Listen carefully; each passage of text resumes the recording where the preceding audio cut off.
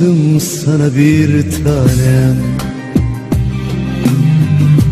alıştım her gün görmeye. Bir nefes gibi muhtacım, sevilmeye, sevmeye. Her sabah uyandığımda seni bulurdum yanımda.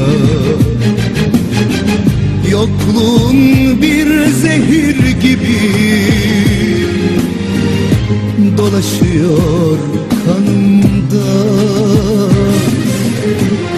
Alışmak sevmekten daha zor geliyor.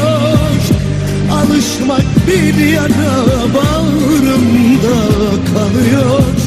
Sen yoksun, kollarım boşluğu sarıyor. Alıştım bir tanem, alıştım sana. Alışmak sevmekten daha zor geliyor. Alışmak bir yara bağrımda kalıyor. Sen yoksun, kollarım boşluğu sarıyor. Alıştım bir tanem, alıştım sana.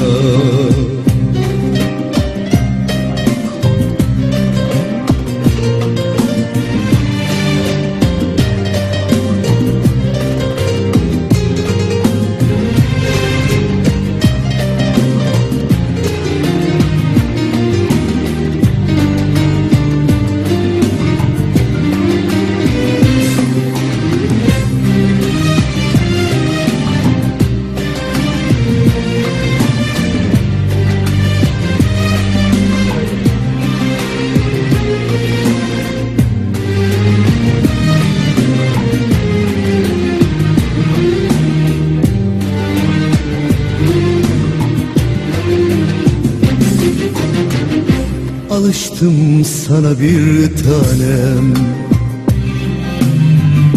yokluğuna dayanamam. İnan sensiz kaderimle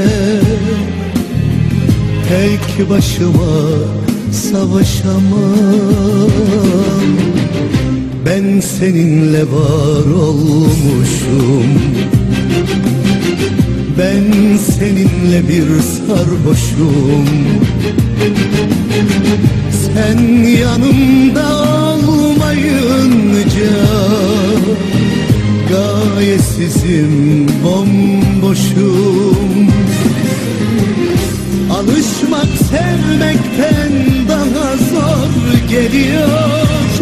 Alışmak bir yara bağrımda kalıyor.